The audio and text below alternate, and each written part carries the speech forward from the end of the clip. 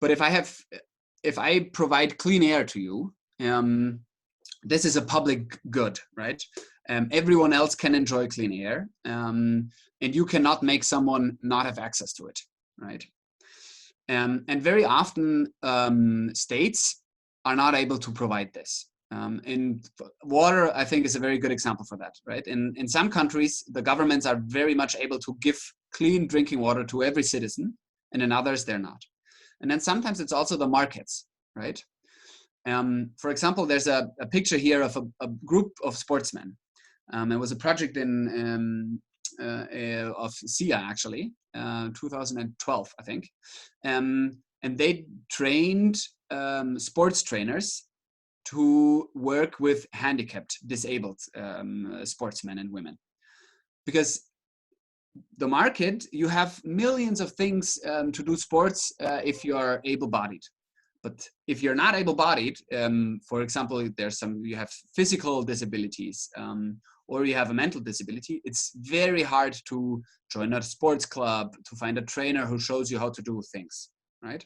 And they provide this opportunity to people who are not able-bodied. And this is the second form. Those are two major forms of how to change things. You can either change the outcome and thus create a social impact, or you can change a process, a social process, and thus provide an impact. All right. Now it's time for questions. And to tease on a little bit, afterwards, we're going to look a bit on certain strategies and focus points that social enterprises very often use in order to change either one of those things, processes or outcomes. Are there any questions?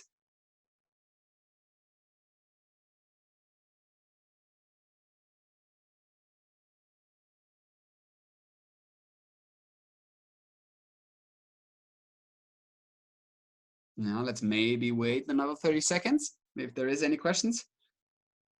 If not, it's probably only because I explained it so well, right? I don't know if those jokes work if you don't see my face. Yeah, if we don't see your face and they don't see your face, I'm sure those dad jokes work. Yeah. Oh. Maybe one question is from my side would be: is there a difference in the scope of impact these two different ways to make impact have? Mm-hmm. They are different because they focus on different things, but this does not mean that one is better than another, right? So for some problems, the cause of the problem lies maybe in the process of how those things come about. But sometimes it's also very much about the outcome. We're going to talk about this a bit later than with the exercise as well. And then it doesn't really, there's not a quality difference that this is better or this is better. It's just different things. And as a tip, maybe if you are a social entrepreneur and you start your social enterprise, it's good if you have an idea on what you're actually focusing on, right? If it's a process or if you try to make an outcome. All right, shall we move on? If there is a question, you can shoot now or stay silent until the next question, please. Great, let's continue then. Let's continue. All right, let's look at a few strategies that social entrepreneurs often use in order to create social impact and thus change something. And I'd like to start off with an example where we're actually going to watch a video. So this is going to be exciting and very experimental. Let's see if we manage to all watch a video.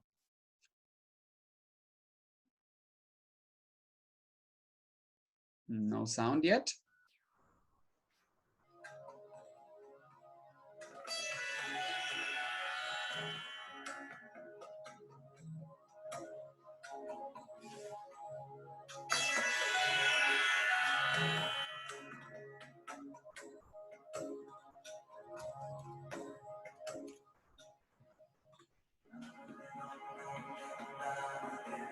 Dr. Govindappa Venkataswamy was 58 when he founded Aravind. When it first started, the hospital had 11 beds. Its mission was the eradication of needless blindness. Today, it is the largest and most productive eye care facility in the world. See, McDonald's concept is simple. They feel they can train people all over the world,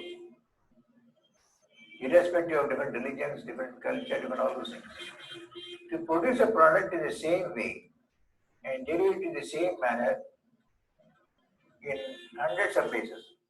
He kept talking about McDonald's and hamburgers, and none of it made any sense to us.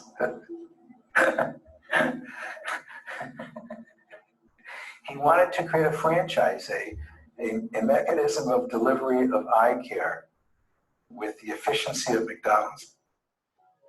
There are now 5 Aravind Eye hospitals in South India.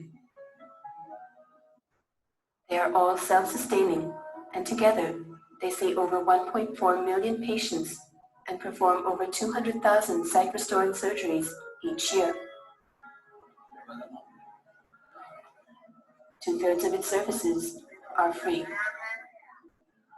At Aravind, every patient who can pay covers costs for 2 who cannot. Because of their high numbers, the revenue from paying patients not only covers costs for Aravind's free services, but also generates a surplus that funds all growth and expansion. All the hospitals send medical teams.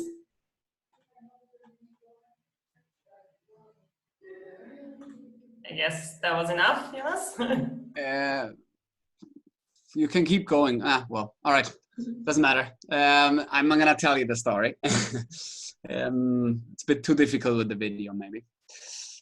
Generally, Aravind Eye Hospital is one of the most famous social enterprises in the world, and it's a very cool story. I invite you to actually look it up online. And what they did is they provide free healthcare on the eyes for everyone who cannot afford it.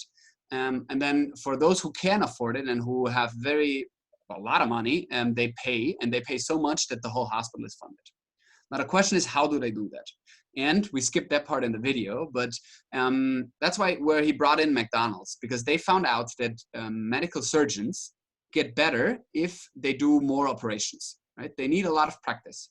So they found a system where there's a lot of nurses who assist the doctors, and the doctors can do a lot of operations, way more than in any usual hospital, and very focused operations also. Which turns out that their doctors are one of the world's best eye care doctors, and for sure one of the best hospitals in India. And they can also train people to become very, very good eye doctors, right? So if you look at the impact here and think about what did they change from before? Did they change the process of how people get eye sicknesses and get blind? No, they didn't. They did not do that. And then what they changed is the outcome, right? Before people were blind, and now they can go to the hospital and actually get treatment. And they did this by being way more efficient than the usual hospital systems, specifically for eye care, right? Because they were so efficient in it, the rich people wanted to go to that hospital, since it was the best one, and pay, so that they even could afford to give eye care to pretty much everyone. And this is a very common strategy. Generally, a lot of social enterprises actually focus on either becoming more efficient and or being more effective than usual services. Right.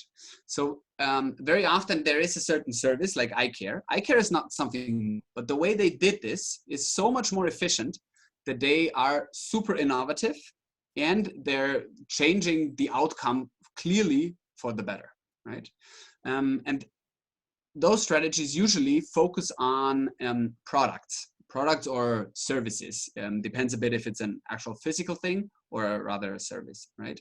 And pretty much all of their activities and innovations are focused on that. And very often this is also a very good business opportunity, because if you sell a product and your product is way better than the usual products, well, you've got a pretty good business opportunity there, right? So this is one strategy that you can use in order to change the outcome and thus have a social change. Another one, and we're going to the next example there, is a tasty example. I hope, or I would assume that most of you guys know the Ben & Jerry's ice cream. If not, find it and try it. It's very tasty. But what is special about it is that it's, for one, it's all organic, and it is also fair trade. And this is also something we see pretty often, right? Fair trade and organic product. Where's the changing part here? Because ice cream, well, ice cream is not something new. That's not changing anything. True, ice cream isn't changing anything. Even organic ice cream isn't really changing a lot. But what I wanted to hint here is fair trade, because fair trade actually changes a lot.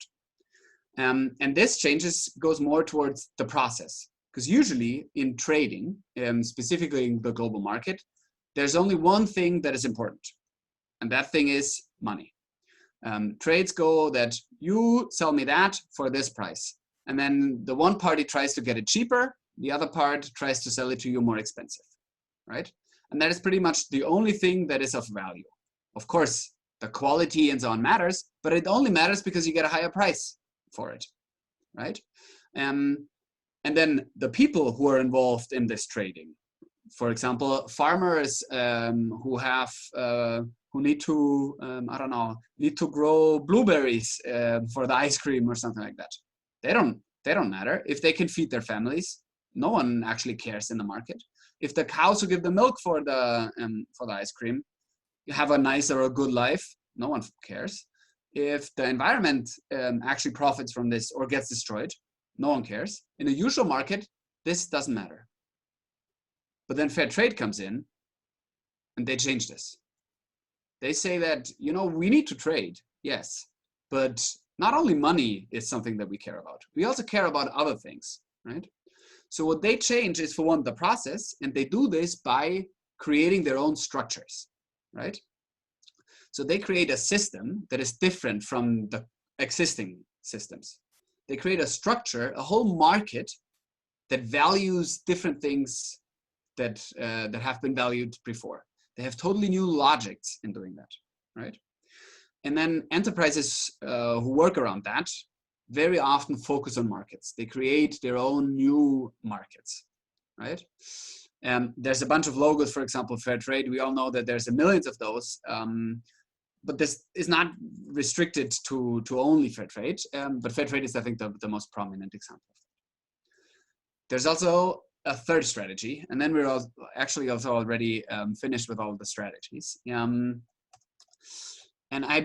That's the example of Toasten. I don't know if any of you ever has heard of Toasten. It's also a very, very internationally famous social enterprise. So you can look it up. They do great work. And you see on the slide a few of those things they do. So in some areas of the world, child marriage is a big issue. That kids, very young age, get married to, it's usually women, get married to a man, even though they don't really want to get married to that person. And usually they're not even asked about this, right? And this is most of the time because it's tradition in that area. This is the way it has been. This is the way it always has been. This is the way it will be. And it's not only child marriage. It's also, for example, things like female genital cutting. So there's, in some areas of the world, the female genitalia are being cut out of the belief that this is more hygienic or sanitary or necessary, just because of that, right? It is a belief that this is a good thing and it's a tradition, it has always been done. And what Toasten does is they work with those communities where traditions like that happen, and they go there. They're not very efficient because they work in those communities for a very, very long time. They, in the local language, raise awareness around human rights. What are human rights actually? Why does a person, a small child, have a right to their own will, to their own body? Why should you ask a person before you cut things off of their body, right? And they work around that, they have a program. They set up a structure where then the whole community together decides on what they want to do, if they want to keep certain traditions or if they want to change certain traditions. And the program usually lasts from 1 year until sometimes even 3 years, right? So not very efficient, but then in the end, a lot of communities together decide on their own that they're not going to do child marriage anymore. They're like, all right, this makes sense. We've talked about this a lot, how would the consequences be? And we, for ourselves, decided now that child marriage is actually maybe not so cool. And people can actually maybe freely decide who they want to marry. And also they should have a certain age, right? And not be underaged.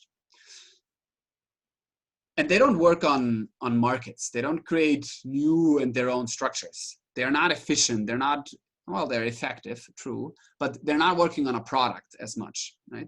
But what they focus on is beliefs, traditions, right? And this is a third area and a third strategy where you can work on.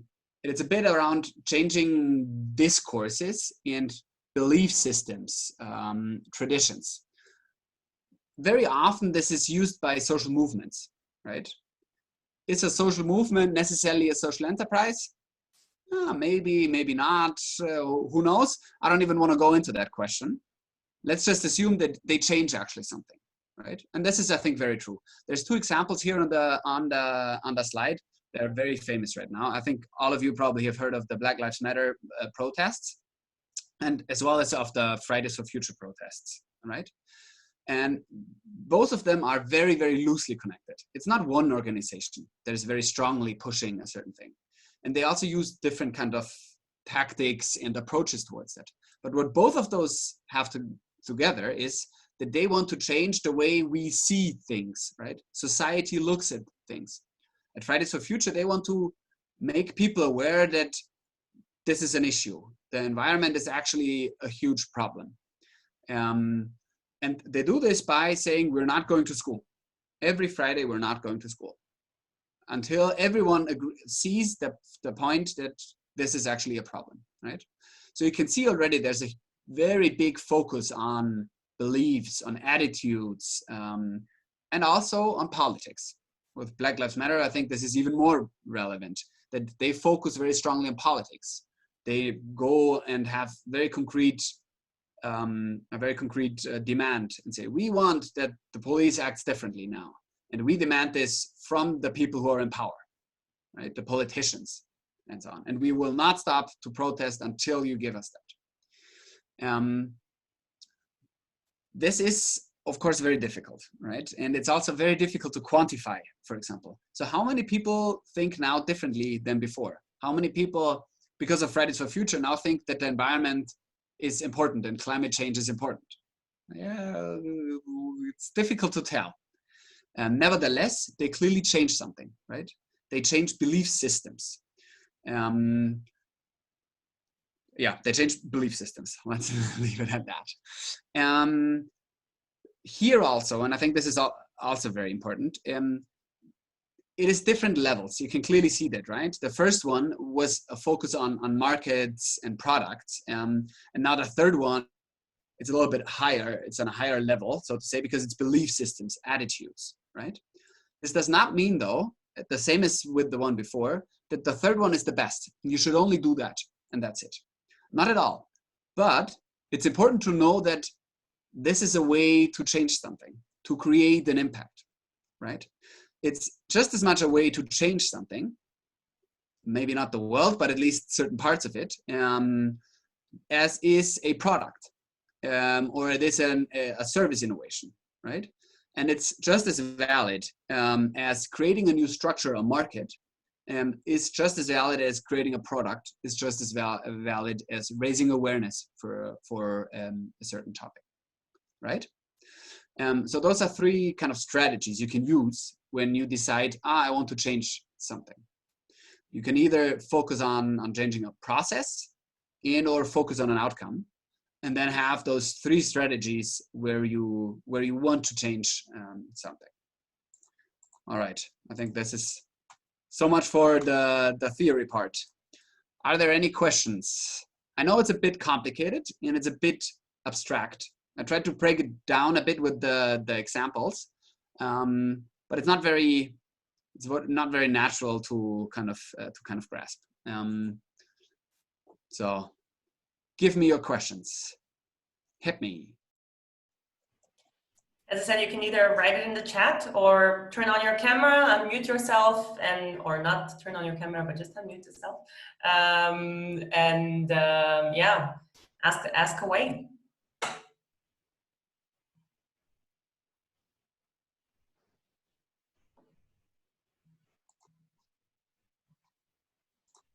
It would be great to hear some of your voices, as we have people from all over the world participating in this call. Martina. Hi. Can you hear me? Yes, great. So now I'm really confused and I don't know how to know which strategy I should use, or even which of the social entrepreneur I want to be. Like, I want to change the process or outcome. I'm not sure now. Yeah. So maybe, yeah. Yeah, it's a very good point. And a little bit the sad part, and I'm gonna go with the bad news first and then the good news. Yeah, the bad news is that I can't really tell you. This is something you have to find out for yourself, right? And it is very dependent on the problem you work on, because every problem is different and some different things are needed. What we're going to do though in the second part is that I have a little bit of a tool where you can structure the problem you want to tackle. And then with this structure, you can find out several things where you can become active. And then you can decide and basically choose, okay, if I want to become active here and solve this part of the big problem, I should maybe focus on the outcome, or I should maybe try this strategy a bit, right? Okay. I hope that kind of helps, but it's never easy. And I can also say it's always a process. This is not something you sit at home in your office and think, and then you're like, that's it. I'm gonna change the belief of everyone. That's unfortunately not how it works. Sounds so good, but it's hard to do, right? Yeah. Yes, very much. Yeah. So thank you for your answer. Martina, we have a question in chat, Jonas. Daniel asked, while the first two parts are clear to me, I have a question about your opinion. Would you agree that Black Lives Matter and Fridays for Future made enough change by just starting the conversation? Wow, it's a very tough question. I think I would agree, yes. And I think that this is also their strategy, you know? So a big part of that strategy, it's a bit different from the example I shared with Toastin. With Toastin, their strategy was also focused on the belief systems, but then they clearly had a program set up where there was a structure around and there was a clear end point, so to say, right? After the communities kind of, what? Kind of action steps after we talk about is what we can do about it, kind of, yeah. Yeah, yes, exactly. And then for Black Lives Matters and Fridays for Future, their end point, I think, was to change the perception and to start the conversation. So here I totally agree. I think that this is what they wanted. They now start to want more, right? Because they see that they did, Black Lives Matter, for example, I think is a very good point for this. They started off without any concrete political demands, but now, since they see they have the attention, they change the conversation and the awareness is there, they have political demands. Defund the police and a few other things, right? So this is, I think, the first goal they achieved, and now they're trying to achieve more things. Short answer, yes, I agree. Can you hear me? Yes. Okay. I have a question for you. Considering the fair trade policy, wouldn't you say it's just a commodification of feeling good for the, let's say, developed world? So what they're basically selling is an idea that by participating in a market, they're making things better. And there's been a lot of critique around the fair trade itself. So what's your stand on that? Yeah. Also tough question. You guys ask tough questions. That's great. Generally, I think this is a big part of it, right? So of course it comes out of the feeling from the rich countries when they see, the way we do business actually is destroying the poorer part of the world. Maybe we should do something about this. So clearly there's this component about fair trade. And there has also been a lot of use of fair trade. Remember on the slide, there's like 6 or 8 logos of different fair trade organizations. And a lot of them, or not a lot, but there's a few of them that companies found for greenwashing purposes, basically. I would still say that the intent of fair trade is to actually change the way trade works. Does this always work perfectly? No. Is there a lot of improvements that can be made? For sure. Are there a lot of people who have very good intentions and work very hard in order to make fair trade as fair as possible? I think yes. And the feeling good part is a component of it, yes. But if you look at the example with the Ben & Jerry's ice cream, for example, and there's a few more, the feeling good is not a selling argument, right? You always still have to be a very good product, because only because of feeling good, no one buys your ice cream. If there's 3 types of ice cream, 1 tastes shitty, but you feel good afterwards, and 2 taste good, but you feel a bit guilty, everyone buys the ones who taste good, right? I don't know if this was clear. I see your facial expressions. I'm not too sure. Just a second. It was very clear, but I would argue, at least from an economic standpoint, that the feeling good is something you buy as well. You know, yes. It might not be the main component, of course. That's clear, but it's something that impacts the product in its fundamental sense. Yes. No, this is true. This is very true. It does, and it is another value proposition that product has. And there are also certain products, like for example, rice.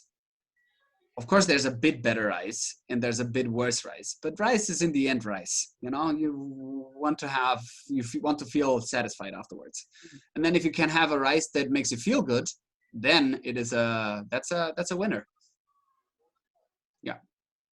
But for more complex products than those resources, it's very important that the product in itself is also a very good product. And this cannot be the only reason why people should buy it. Which is, by the way, a tip. If any one of you guys tries to sell a product, you have to also have a good product.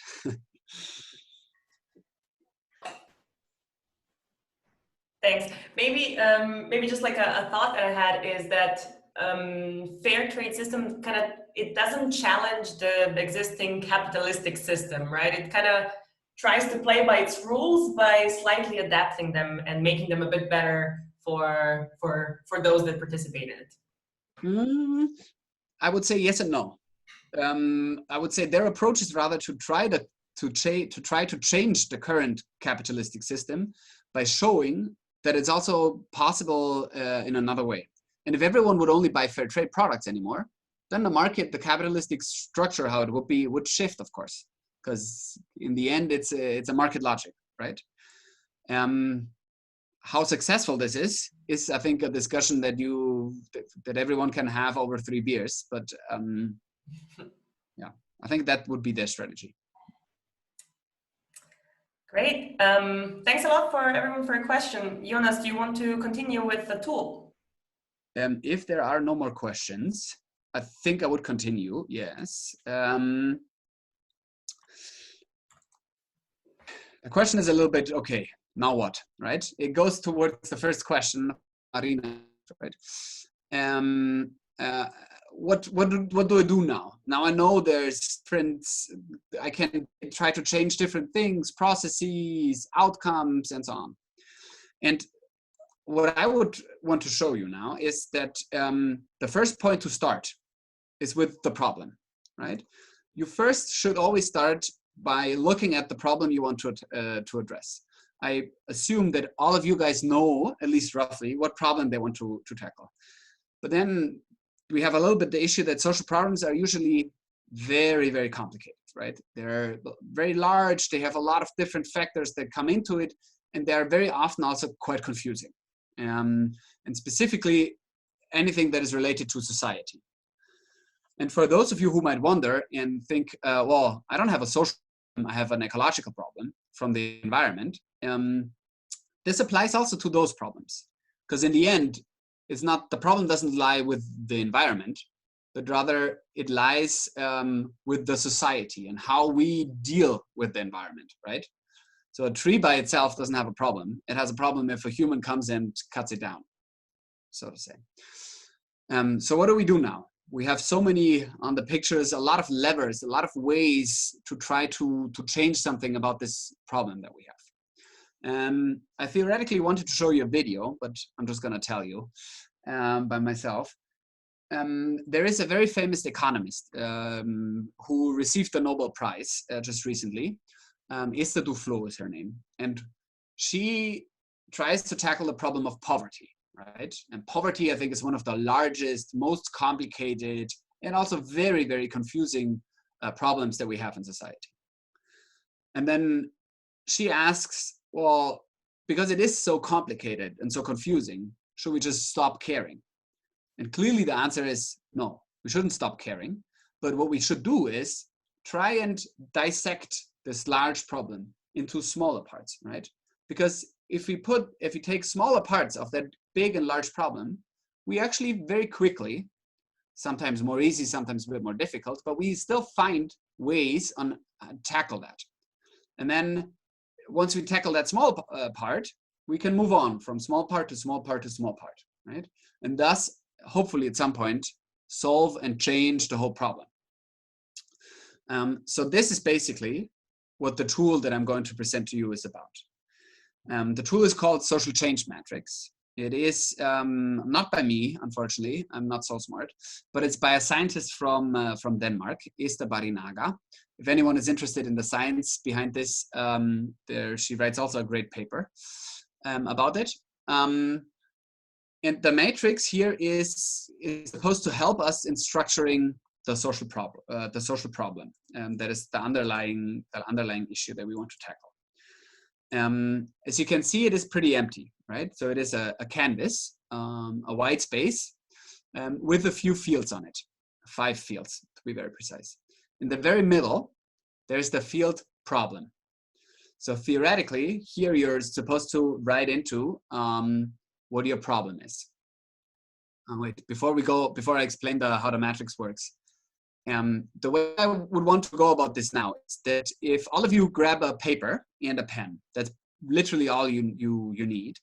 You can later on draw the matrix on it by your own and work on it. And then Anna has already mentioned that as a follow-up, we will send you this matrix, which has colors and so on, and our logo on it as a PDF. So you can also print it out and then do it on a big paper, an A3 or even bigger, right? All right. Coming back to the actual matrix, it is a canvas, so you're supposed to fill it out. And then the first part that you're supposed to fill out is the problem. Now this kind of sounds very easy, but it's not always very easy, right? So in order to just give you an example, if someone of you is working with around the topic of blindness, if you put blindness there, blindness is not a problem, right? Blindness is a topic, yes, but it's not a problem, because if anything, it would be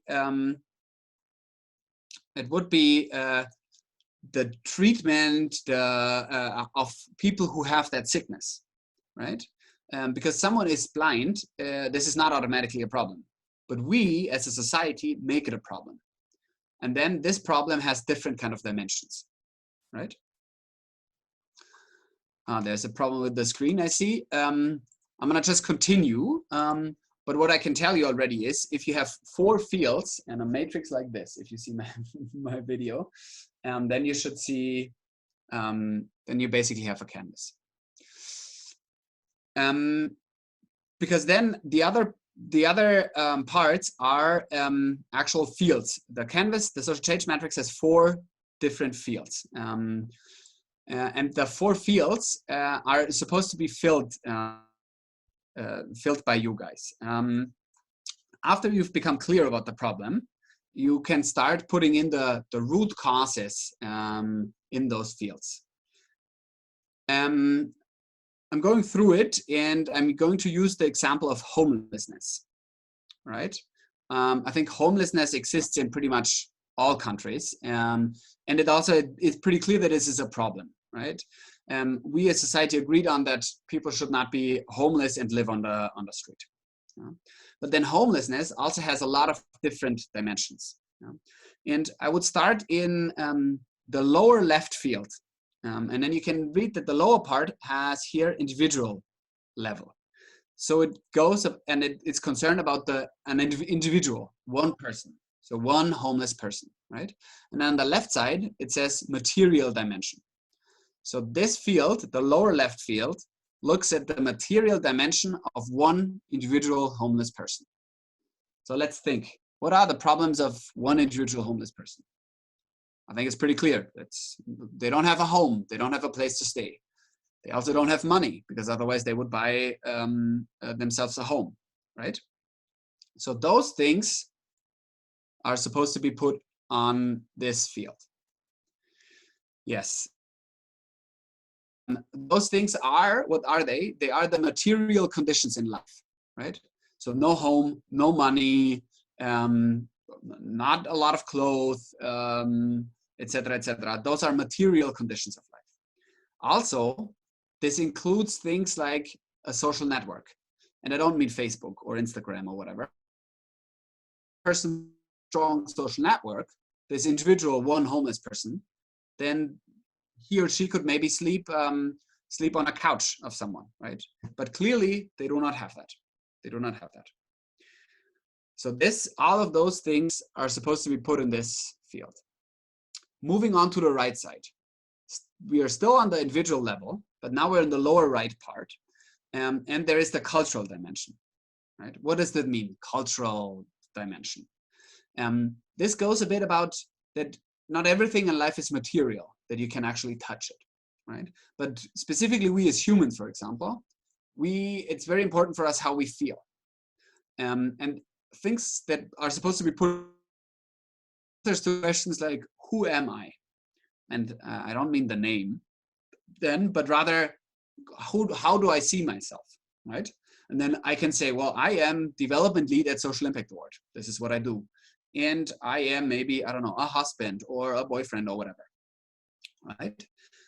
Let's take the example of a homeless person. How do homeless people usually see themselves? What do they think that is their place in the world? What are their skills? And most of the time, they think that, you know, I'm useless. I'm not a productive part of society. I don't know anything that is relevant or that is interesting. I don't feel empowered, not at all, right? So those things would be put in here in the lower right field that is circled red right now. Let's move up one level.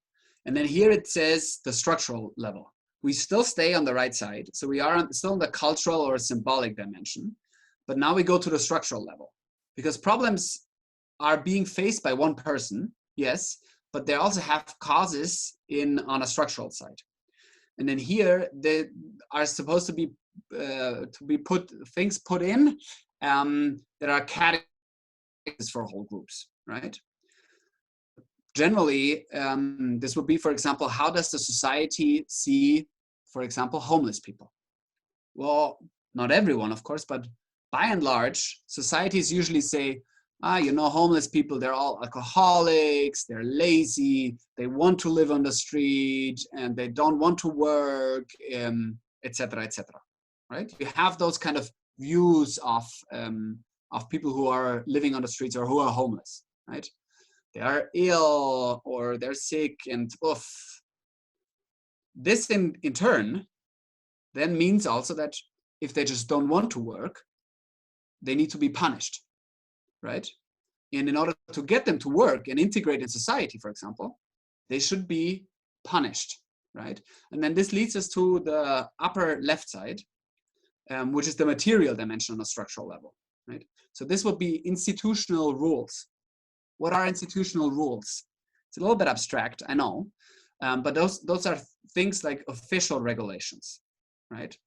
Example with homeless people, that usually if you get benefits from the state, like the state transfers you money, for example, you need to have an address. If you don't have an address, you don't exist for the state. If you don't have a bank account, you don't get any money from the state, because how would the state give you money, right? You usually don't get a bank account if you don't have an address, right? So those factors contribute to homelessness, because you don't have an address anymore, you don't have a bank account anymore, you don't get any work anymore, and you don't get any benefits from the state. And then those are factors that contribute to the problem of homelessness, right? They are the root causes and different dimensions and sides of the problem homelessness. And then you have the structural material dimension, you have the symbolic cultural dimension, where it's more about, those are all lazy. So the state should actually go in, and if they don't want to work, they shouldn't get any money, because then this makes them actually work, right? So there are interlinkages, but they are separate still, because there are different aspects of the problem. All right. This is how the tool is supposed to work. One very important aspect to this. This is about the problem. So don't think about your solution. I mean, all of you applied to Social Impact Award, so I'm very sure that all of you applied with a solution and not with a problem. Try to forget that for now, right? Try to forget that. This comes in a later step. I'm going to talk about this after the exercise. This here now focuses purely on the problem and the aspects of the problem that they might not have anything to do with your project, which is great.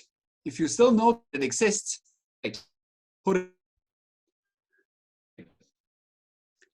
a lot again. Jonas, no. We're losing you a bit. So maybe you turn off your video and repeat the last sentence, please. I got off. I know it is a bit abstract, and it can seem a bit abstract, but this is how the tool works. The idea now is that all of you, if you're together with your teammates, then you can do this as a team. But all of you work now on filling out this matrix for your specific problem. Before we do that though, are there any questions regarding how does this matrix work? What should I put in where? And what the fuck is all of this actually about?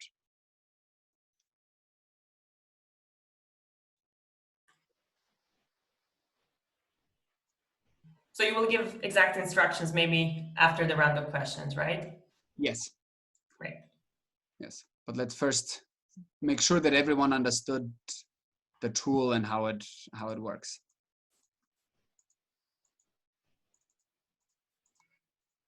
If you have a question, you can either write it in the chat or just simply unmute yourself and start talking. Because now we're going to come to the practical part where you guys are supposed to work on your problem and dissecting what it is all about.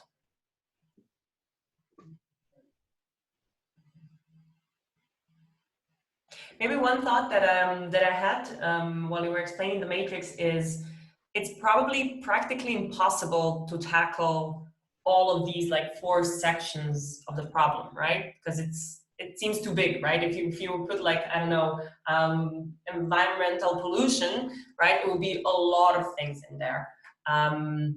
So it seems to me like it's usually good to understand the wholesomeness of the problem, of all of its different aspects, but usually what social entrepreneurs do is they attack bits and pieces probably from different sides.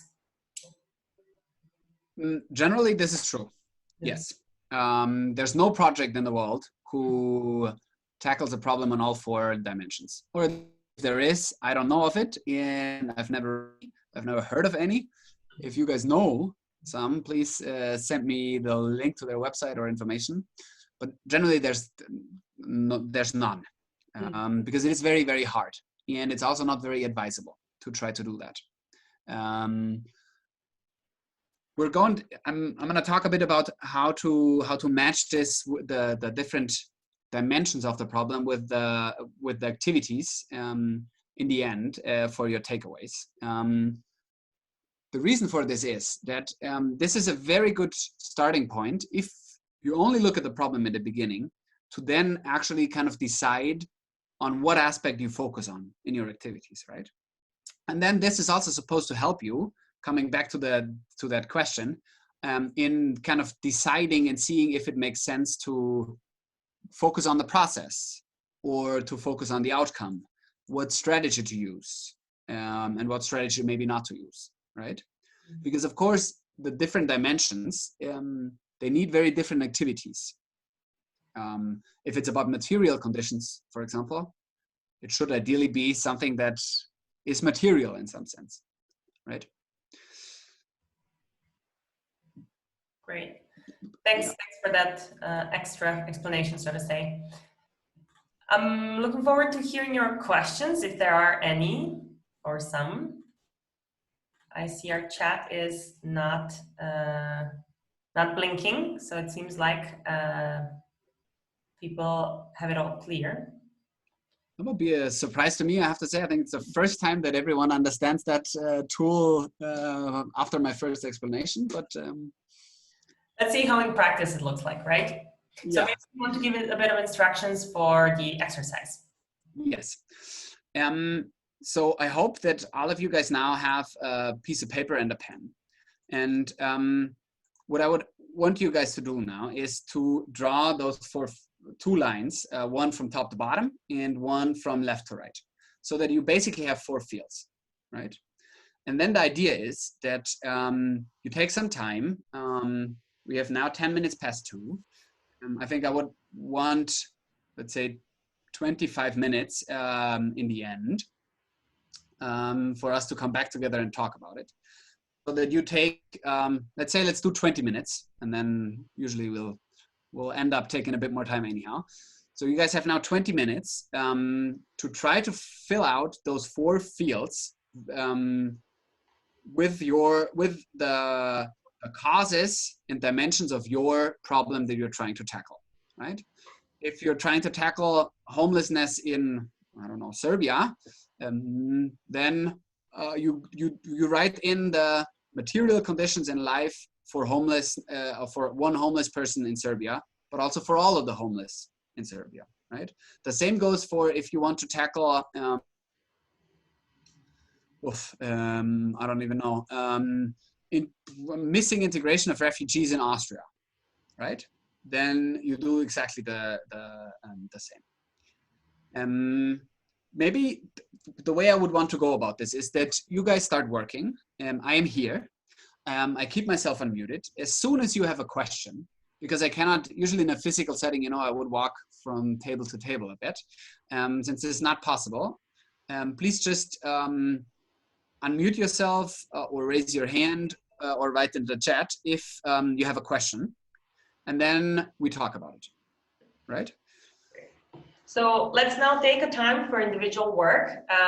You can ideally stay in the call muted and with your video off, and we will kind of bring you back at 2:33, which is 20 minutes from now, to kind of have a bit more group discussion and answering questions about this tool and how it went with you guys.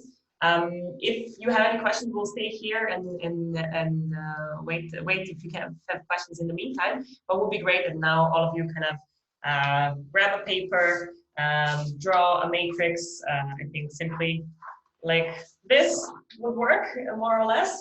And you guys kind of try to work on your own problem. So let's take 20 minutes and we're here for your questions.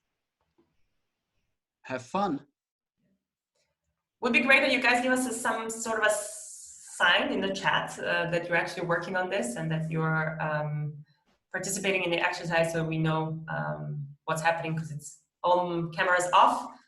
Joanna is already on it. Thanks. All your cameras are off. We cannot see you guys if you're seeing us. on it. Great, Danila. Phil. Great. Phil as well. Perfect. Easy as well. Perfect. Very cool. All right. I have the feeling everyone is on it. Great. Perfect. So Jonas, there seemed to be a question about the material conditions in life. Please, extra examples, as Harvat Sara asks. Yes. It depends a bit on the problem you're tackling, right? But generally, this is very often it's no money, for example, right?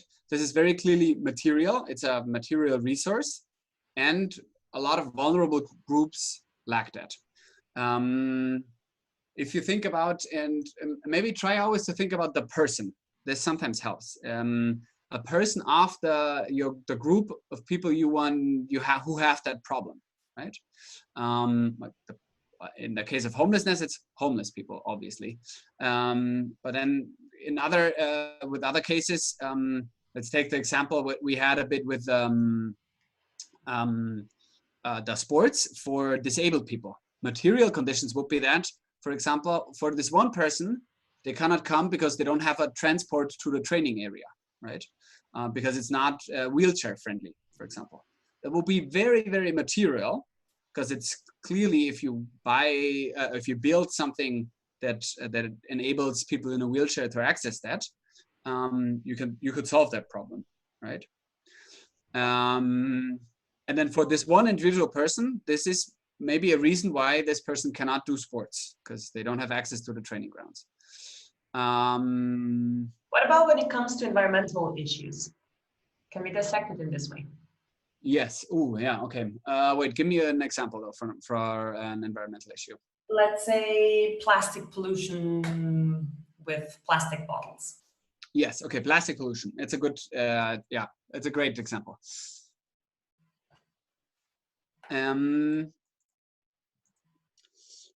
So for plastic bottles, the problem is that there's too much plastic, right? And then I would first try to get you to be a bit more specific. What kind of plastic is where?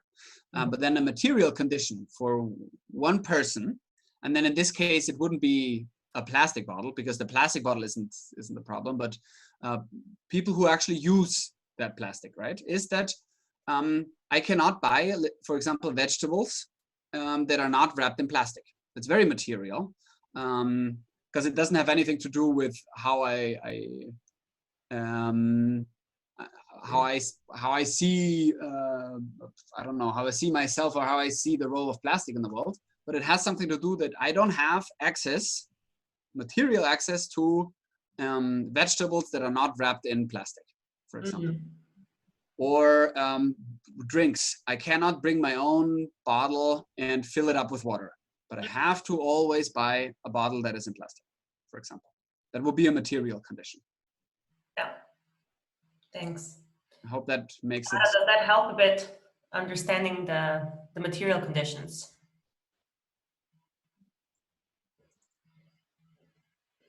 Yes. Yes. Cool. Perfect. Cool. Cool. I hope this was kind of insightful for a few of you, or for all of you, ideally.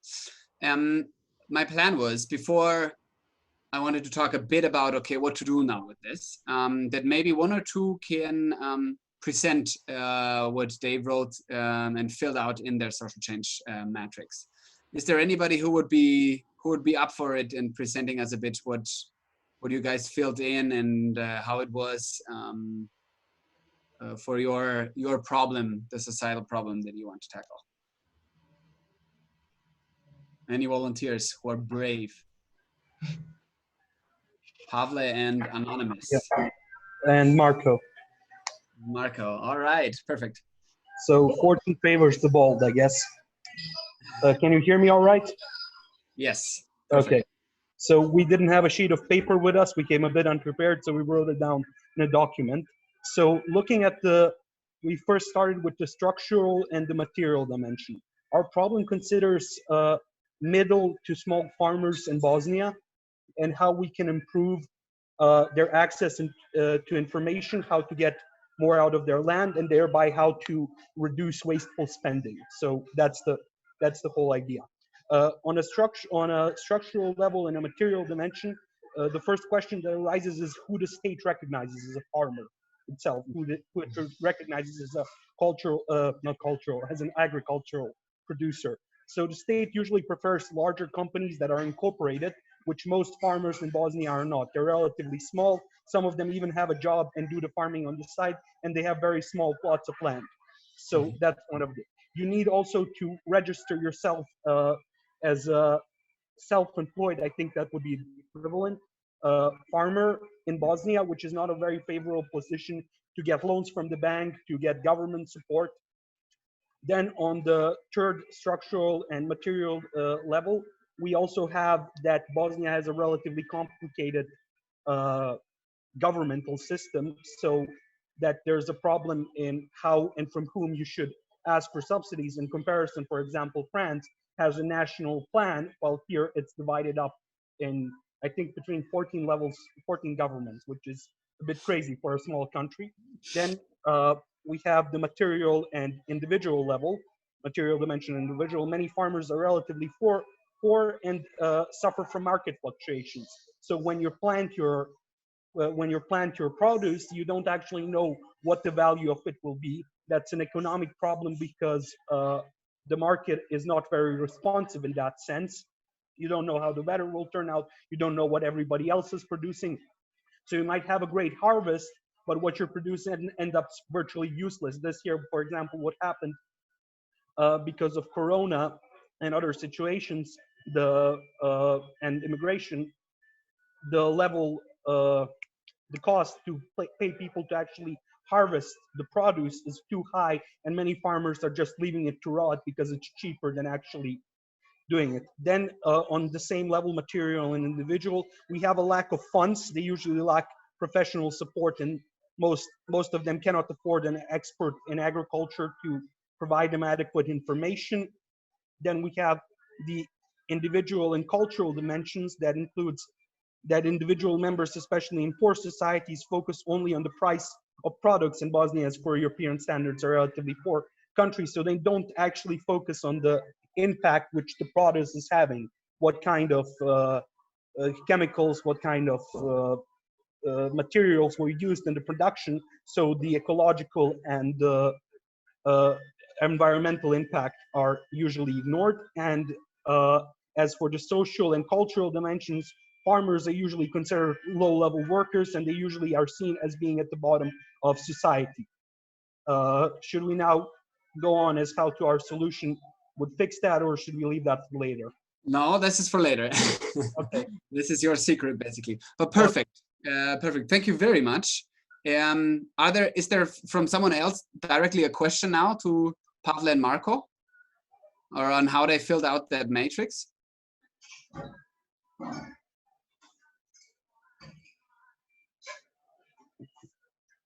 I guess. One question from my side. I had a feeling like you're missing a bit this only this one part of which is individual and cultural dimensions of, you know, what are farmers thinking of themselves? How are they seeing their place in the, maybe it was just a lack of time, but you know, also think, what do they think of themselves? How do they see their position in the system, in the world, etc. Which could also be one part of the issue, how they perceive themselves to participate in this whole market.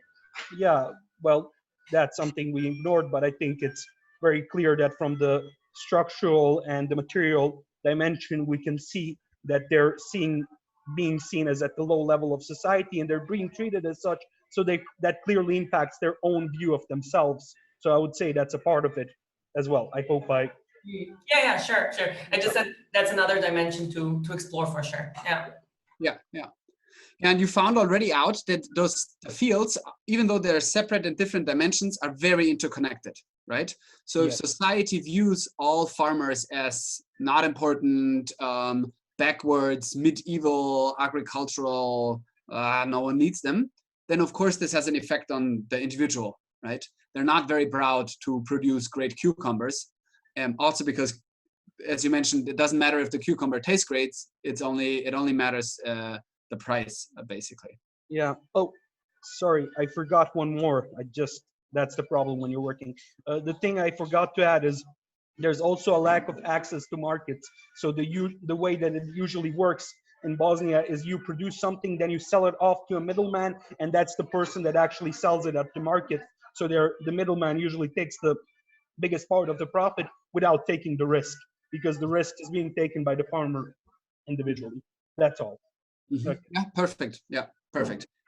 Another thing you very well highlighted, that problems like this are so complex and large that in 20 minutes, even though I have to say I lift my hat, but I think you did a lot of work beforehand in order to find that out. This is a lot of stuff already, right? And usually you cannot, this is without an end. You can, in every single dimension of this, you can read and read and read and read, and you find out more and more and more and more and more. And there is a time at some point when you for yourself have the feeling that you have a very good understanding of the problem, then that's a good signal of saying, okay, that's enough. A matrix like this will never be 100% complete. It's the world that we live in. It's never anything is 100% perfect. But thanks a lot. That was very insightful for one. And it was very, very well done. Great. Thanks a lot. Thank you. Is there someone else who wants to share?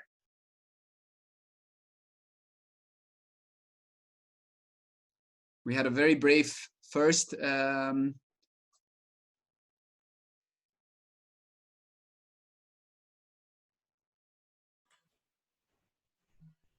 Is there anyone brave enough to share as well? Phil. I see someone else. Yes, perfect. Hello. Do you hear me? Yes. Okay.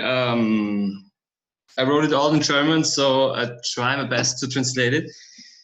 So our problem is we're focusing on gender-based jobs. So we are trying to put more people in Zivildienst, civil service. Yes. You know, there's the military in Austria, but not enough men are going to the civil service. So the care jobs are our focus.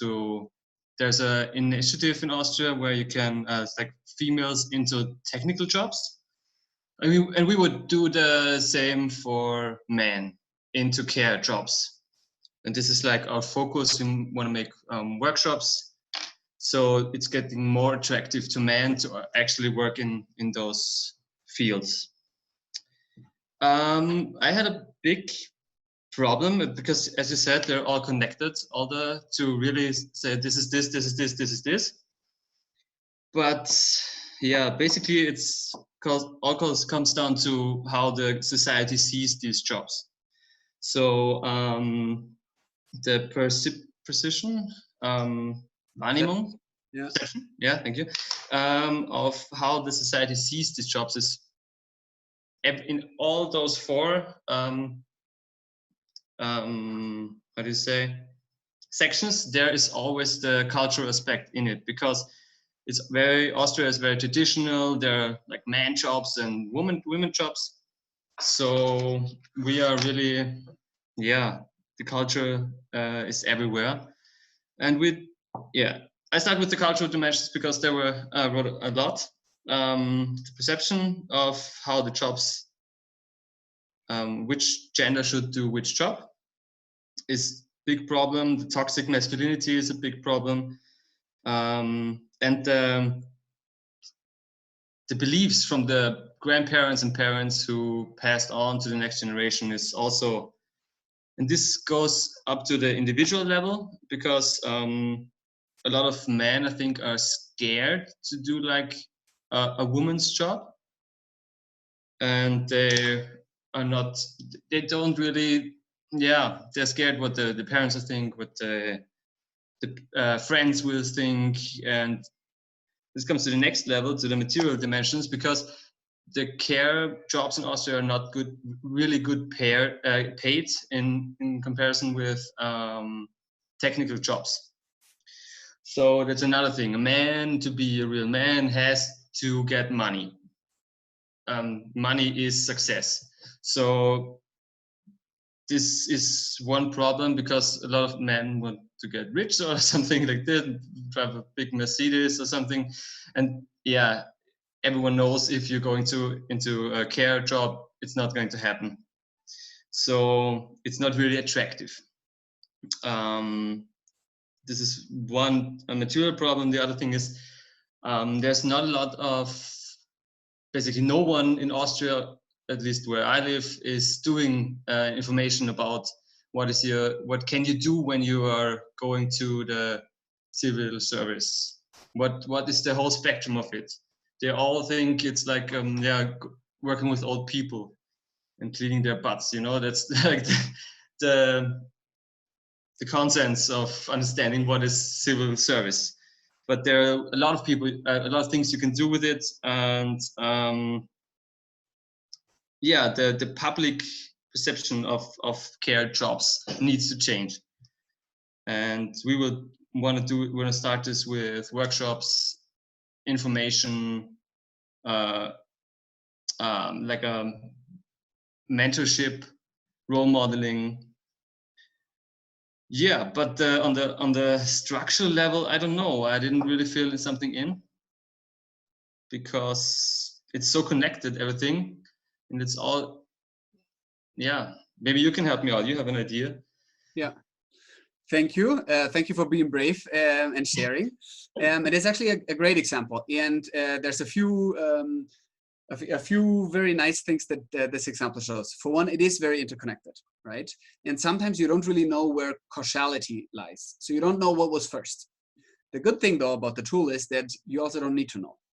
You don't need to know if the perception of society that, women are the ones who should care about things and they're not good in technical stuff, and men are good in numbers and so. You don't know if this was first, or if it was first that jobs that are caring and teaching and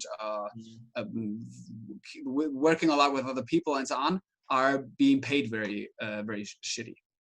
So you don't need to know what is first. This is a first tip, but you need to know that both of them exist. And then the different pay, for example, I think is a very structural issue on a material dimension. It's very material, but it is societal, right? So in the whole society, everyone knows as an engineer, you make a lot of money, but as a nurse, you don't make a lot of money. The engineering part is actually, I think, doesn't actually really matter for your problem, because it's not engineer or nurse. It's there's a lot of different jobs, and you focus on care jobs, right?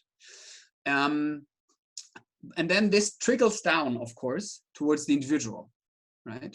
And then one individual, for example, maybe sees themselves symbolically that I'm a man, I need to earn a lot of money, so I cannot work in a care job, for example. It might also be that I'm a man and I need to be strong, and if I care for someone, I'm perceived weak. It's also very much individual, right? And there's different, all of them kind of play together and are focused on a similar kind of bottom line. But if I'd be you, my tip would be to kind of try to make them a bit more specific, right? So for example, write down quotes. It can be actual quotes of someone who you talk to, or things that you think about, right? And this goes for the individual, but also a bit for society, right? Because for one example, you said that, yeah, society views care jobs as something female. I think this is 100% true, but also there's more to it. This is a little bit more, there's more different aspects to it. And this is something where I would, as a tip, go a bit deeper and try to look into the different aspects of that. Right? And then maybe for the material individual dimension, you can connect it always a bit to the structural dimension, right? So that structurally care jobs are shitty paid might also individually be the reason that someone doesn't do that job. Because maybe they know already that they have to earn enough money to feed 4 people. Well, then I'm not going to go into nursing because maybe it's not possible, So those things are connected, but they are a bit different. They are a bit different because the society doesn't say that, you need to earn a lot of money. There's a structure around it. Some jobs are paid worse. And the general average income is just very low. And that would be a structural kind of issue. Why is this important? This difference also between the individual and the structural thing, because if you want to do something about the structural, you would need to work with very different people, with very different organizations than if you would want to help 1, 2, or 3 individuals to overcome their material reasons, right? To not go into a career job. I have one last tip, and then maybe you guys can also ask questions around that specific problem and around that canvas, and how Phil filled it out at the matrix. As a tip, because you mixed it a bit between civil service and the problem that there's a big gender inequality in what job they do. I would say civil service in itself is not a problem, right? The problem is that there's not enough, the gender balance in care jobs is not equal. And this causes, you also should know this, but I'm pretty sure you do know that, that this causes then issues, right? Structural and systemic issues. Because I could also play devil's advocate and say, oh, I don't care. Women are just better at this. Why? Why is this a problem? Maybe it's the best thing in the world. Of course it's not. And I think you can make a very good argument why it's not. But then I would even say civil service probably, that not enough men are doing civil service, is one of the reasons why not a lot of men are in care jobs, because they never try that. They don't experience it themselves, right? And this is on a very individual level. For one, I don't know how this is. This is only I'm lacking information, and the view of this I have is I need to clean poop off of someone's butt. Yeah. And then this is also has a structural component, of course. So the tip is a bit think about the problem, and then in the next step, we're gonna get there, about the solution, right? So the workshops about civil service are probably a part of the solution, because you give people the information and so on and so forth.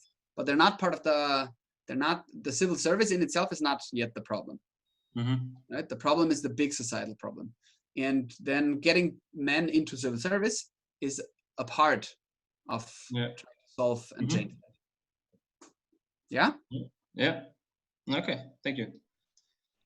Thank you for also being brave. Does anyone have questions regarding? Maybe I was just thinking about this Phil's example about the material on the structural and individual level, and maybe a good way to understand it a bit, or at least what helps me understand it a bit more, the difference between those two, or like how they are affected. Like if you would like to solve this problem, let's say for the individual material level, would be that you maybe provide some financial assistance to nurses, right?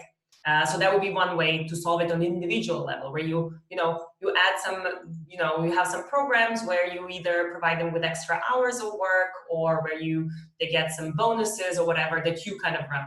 But going on the structural level, it will be maybe changing policies, or affecting maybe bringing up a law, or I don't know, changing the budget for the year that would then for everybody change it, right? So these are two different approaches. On one is you go on individual and try to help those few families or 100 families or whatever, or people that are in the care jobs.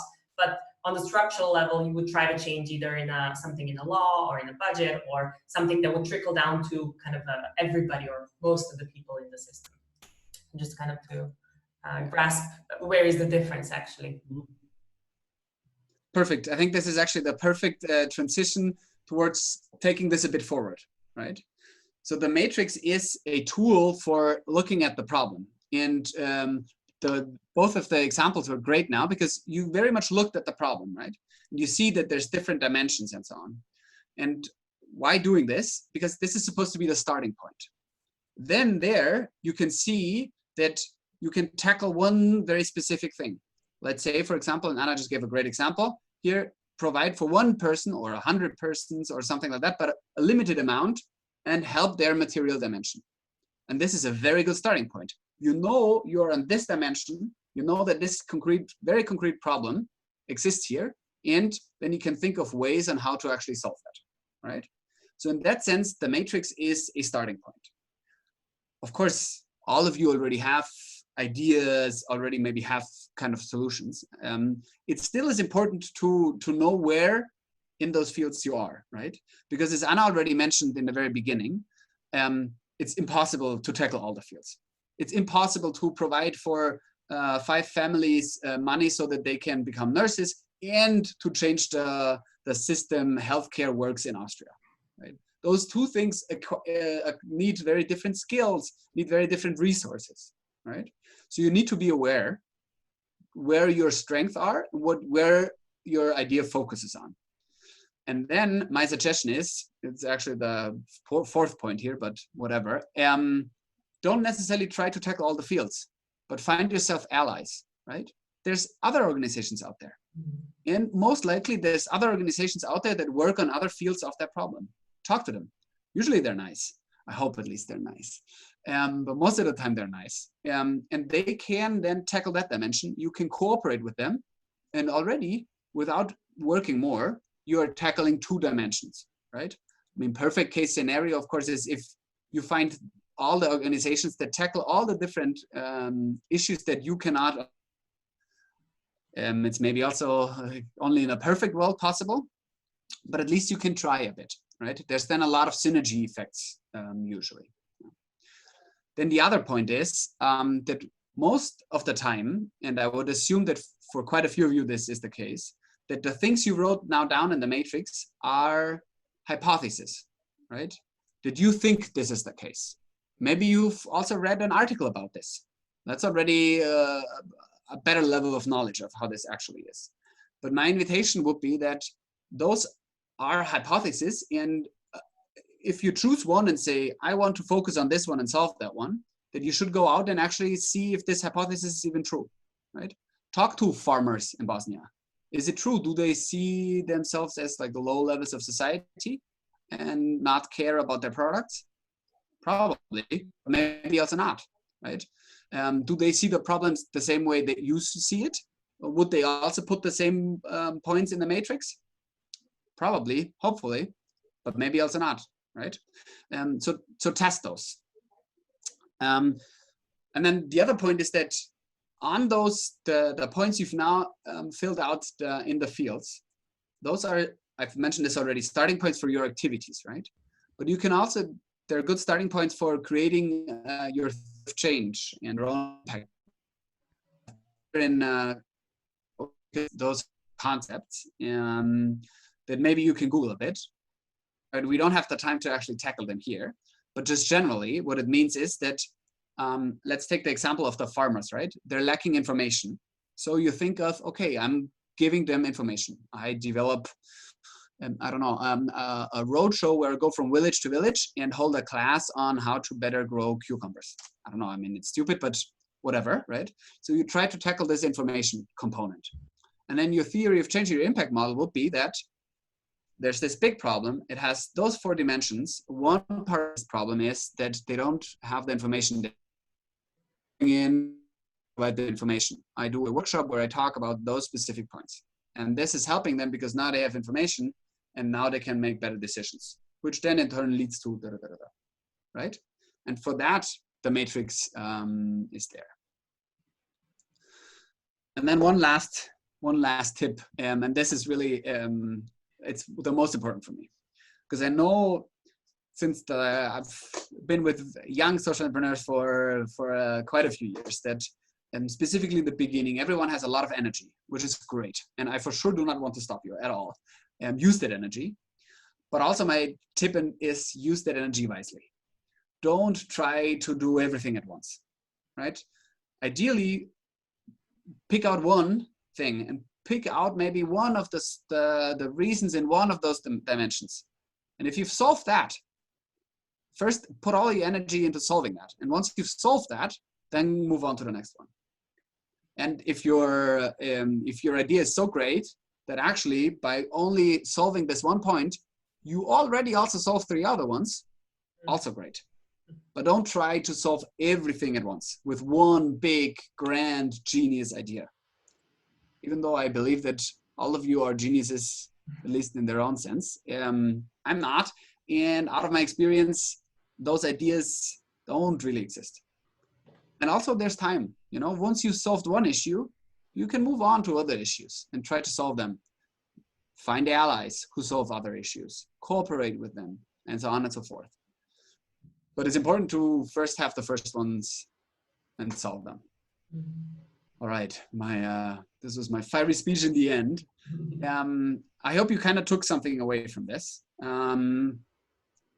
I'd be down if there's some more questions to stay for another 10 minutes. Officially, it's now over.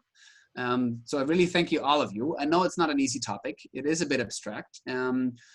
But from the questions you've asked me, I can tell that for one, you really care about those topics, and for two, also that all of you totally understood it. I'm very happy about that. I hope you take the knowledge and go out and play with it. So thank you very much. Thanks especially for trying to change the world. Maybe not in 120 minutes, but you know, the rest of the time then. Great. Thanks a lot, Jonas, for this. And we have this kind of a saying in SIA: don't fall in love with the solution, fall in love with the problem, because that will drive you always forward. So thanks for that, for helping us understand the problem a bit better. I would just like to add that this is just the first of many webinars that we're going to have this year. And I wanted to announce the next one that's going to happen on July 30th. At 1 p.m. Central Eastern Summer Time, Central European Summer Time, which is Vienna time, which is about real-life business canvassing, where with an alumni of Social Impact Award, who is now also a CEO of EasyBuck from Romania, Raluca Bashini Stratulat, I hope I pronounced that correctly, is gonna guide us through the business model canvas with her own real-life experience of building up a social enterprise. Raluca is super crazy, I have to say. Her ideas keep growing, and her businesses and her appetites for changing the world keep getting bigger and bigger. And I hope you will join, and your coordinators, local coordinators, will soon share more information about it. We will share the recording as well as the slides and the PDF with you guys after the call, with a little evaluation survey. We would like to get your feedback on this webinar. That will be it from us. Yes, Jonas. For those of you who are on the incubation platform of SIA International, you can also find the social change matrix there under the topic of resources. It's one of the tools and one of the resources. Great. Definitely. Thanks a lot for that, for adding that information, Jonas. Thank you all, and have a great rest of the day. Bye-bye. Bye.